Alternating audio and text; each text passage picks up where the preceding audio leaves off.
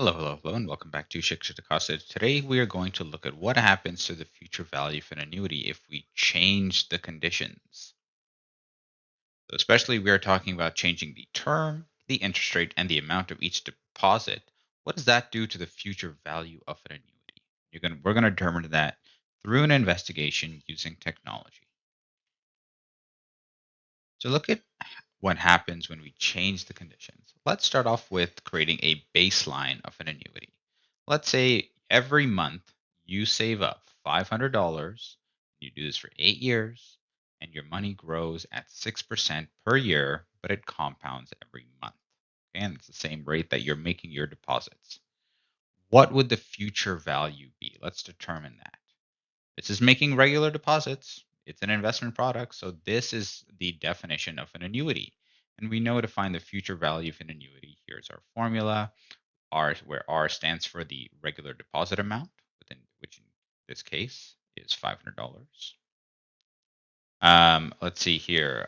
Next, we have I and N. Those are the per period amounts. So before we get to them, let's talk about how often in this situation does the interest compound. We can see here it happens monthly. Okay, that's every month for the deposits and monthly for the compounding periods. So how many times per year is that? 12. And in the next variable to look at is I. That's the interest rate for one period. And to calculate that, we use R divided by F, where R is the annual rate, in this case 6%, and F is the frequency, which we know is 12. So basically, this means that, yeah, you would get 6% annually, but if you are waiting monthly to compound it, instead of getting the full 6%, we have to divide that by 12. So you get 0.5% per month, which would basically be 6% per year. And as a decimal, that's 0.005. N is the last variable here. That's the number of periods. And to find that, we take T times F, where T is the term in years. And that's how many years this situation will last for.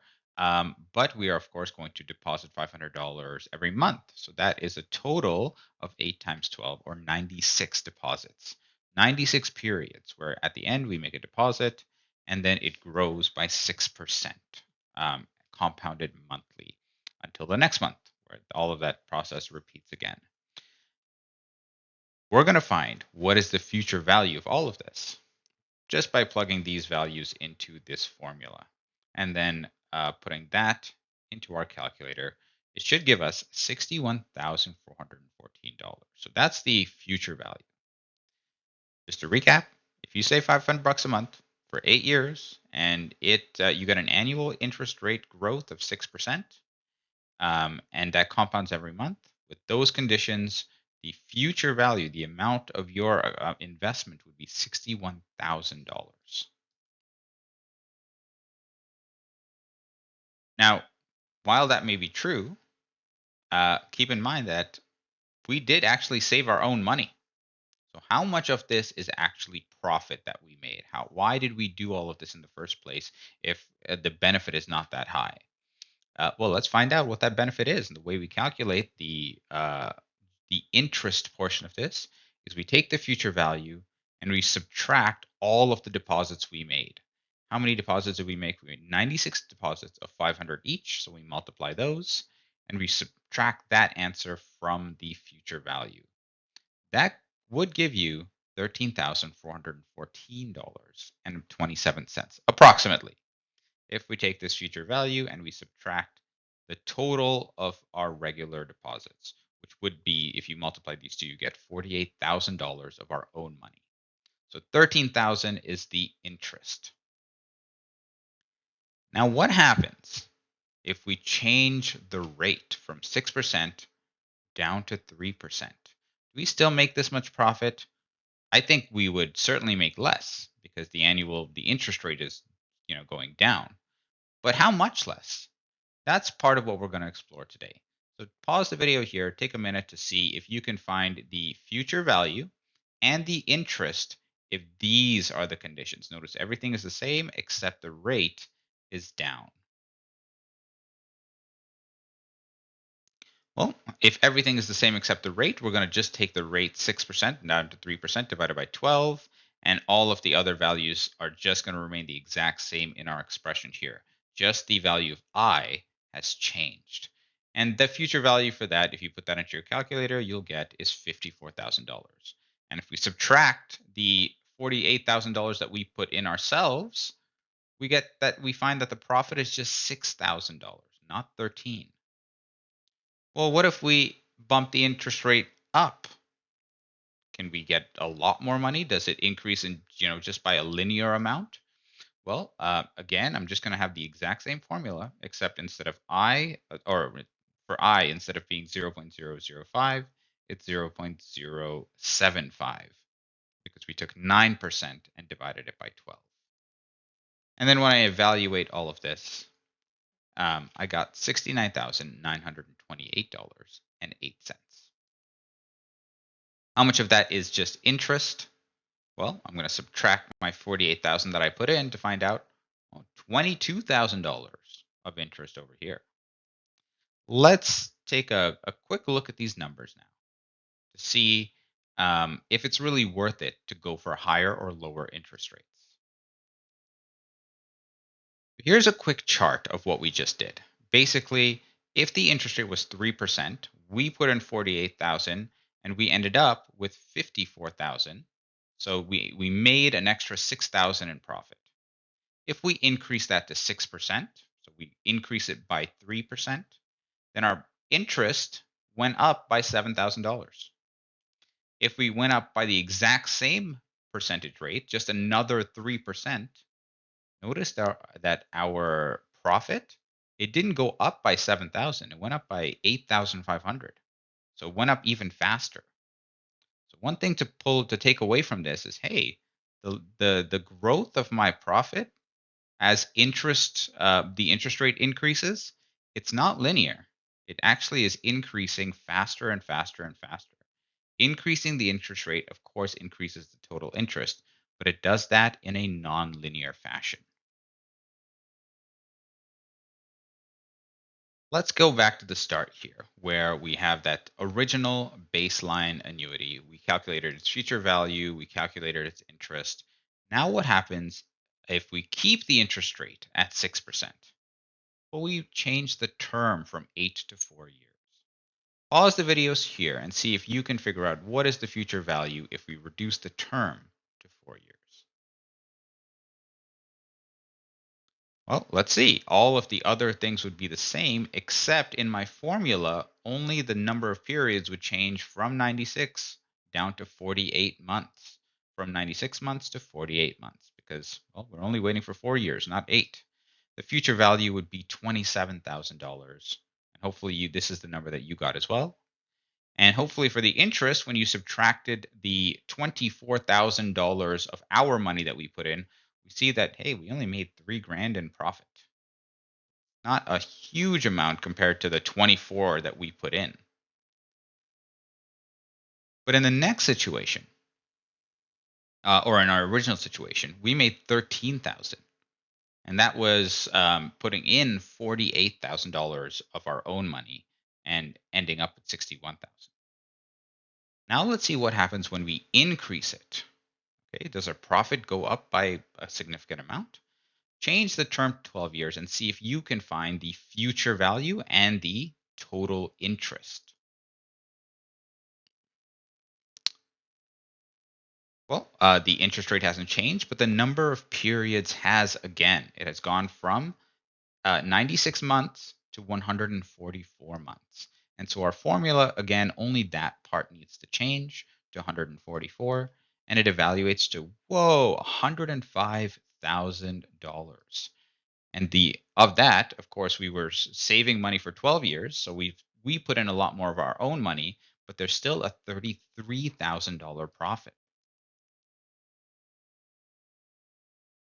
Taking a look at that, what we just did, well, if we were only saving for 4 years, $500 a month for X, so 4 years at 6% per year and it compounds monthly, we would end up with a modest profit of $3,000. But if we continue doing that for 8 years, so another 4 years, our profit went up by 10 grand.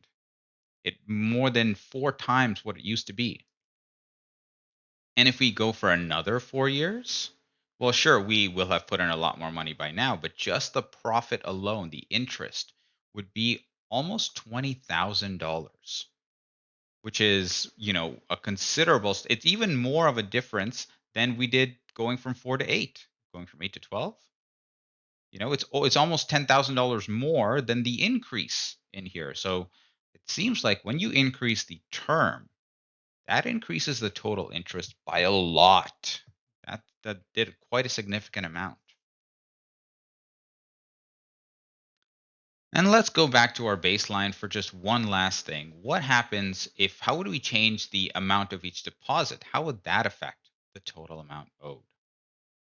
Well, here's our baseline numbers again. We calculated the future value and the interest. Now let's see what happens if we take the regular deposit amount and we decrease it to half, 250. Well, in our formula, actually, this portion would remain the exact same. We would just multiply it by 250 instead of 500. And so, because we multiplied it by half and half a number that's half the size as it was before, the entire value also becomes exactly half of what it used to be before. And the interest, very similarly, does the same.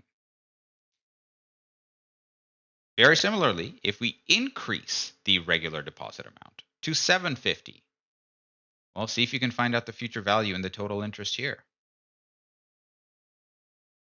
Well, you saw that, well, actually the same kind of thing happens. This portion of the equation remained the same. We just multiplied it by a number that was, 50% bigger.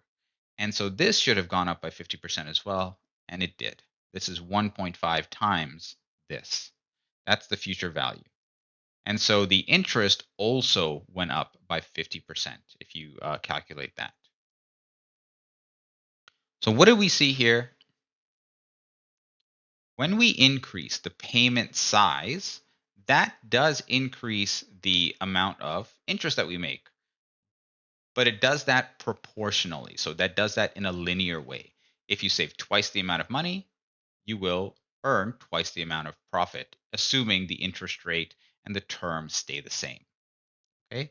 So increasing the payment size, it does increase the total interest, but it does that proportionally. Now that we have examined Now that we've examined these three conditions, which ones would be better if you are a debtor, which means you are somebody who owes money? And which one would be ideal if you were somebody who lends money out? Well, if you owe money because you took a loan, you want the lower interest rates so that you pay less interest, whereas the lender definitely wants the higher interest rates. If you're a debtor, hopefully you realize by now that a short term will result in less interest than a long term. And also that if you increase your payments, then you will also reduce the total interest that you pay. Because just like we saw, increasing the payments increases the total interest on an investment product.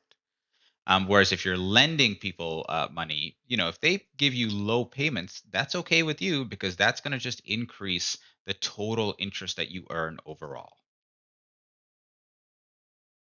This lesson, we learned exactly which one is better here, whether it's to have low interest rates or high interest rates, whether it's short term or long term for the length of what you're doing, and whether you want to make your payments really high or low. And the answer basically that we arrived at was that it's depends of whether if you're borrowing money or if you are lending money. If you're borrowing money, these things are better. But if you are investing or lending, you want your interest rates to be really high, and you want to do that for a long time with making as few with requiring the payments to you to be as low as possible so that you can stretch it out for as much as you can. So because annuities grow with compound interest while the payments are ongoing, in this lesson we saw that the future value grows larger, but it does that at an increasing rate. So it goes up faster and faster and faster when the interest rate or the term are really high. And with payments, it increases the total interest proportionally. Thanks so much for watching. If you enjoyed this video, please rate, subscribe, and join our mailing list. You can find this lesson as well as practice questions, solutions, handouts, and more on our storefront. Thanks and have a great day.